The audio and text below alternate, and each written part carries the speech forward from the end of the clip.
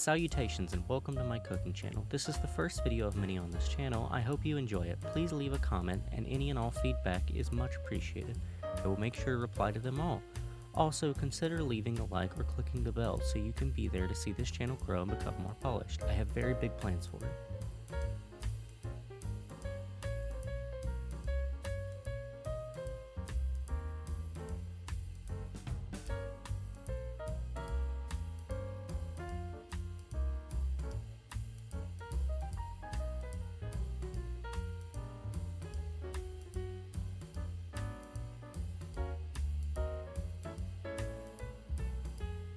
For our next item, sadly I was unable to fully realize my goal for this video due to the fact that the trees around me are unable to be tapped right now, but I will dedicate a solo video to this gathering process later.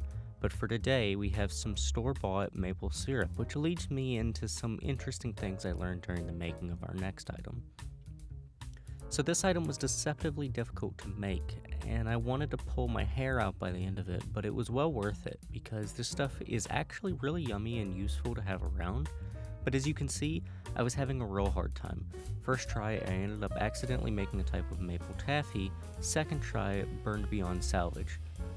Eventually, I came to find out that the syrup I was using was not in fact maple syrup at all. It was actually high fructose corn syrup flavored to taste like maple syrup. So I had to get some high quality maple syrup instead of the stuff that my family usually uses. This was essential to the success of the recipe, and as you're seeing now in the successful take, this process went beautifully.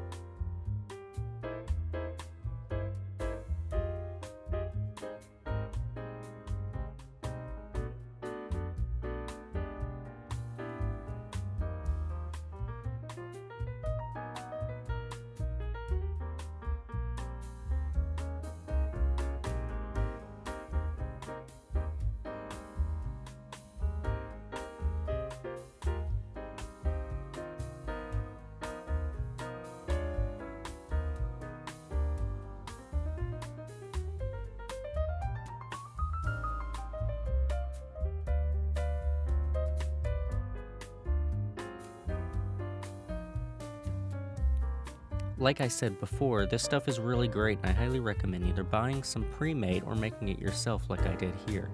You can use it in place of other sugars in just about any recipe, but I especially love it in coffee drinks. It adds the perfect balance of maple flavor and sweetness to anything.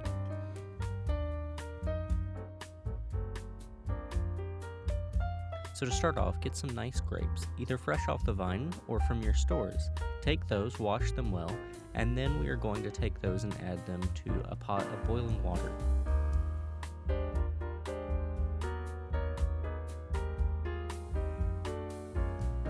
Wait for the skin to crack open a bit, as you see here.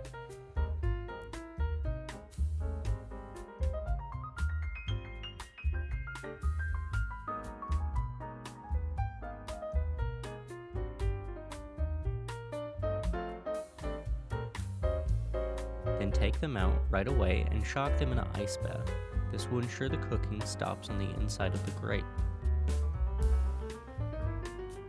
From there, you could either go for a sun-dried method for the sweetest taste, or a low and slow process in the oven.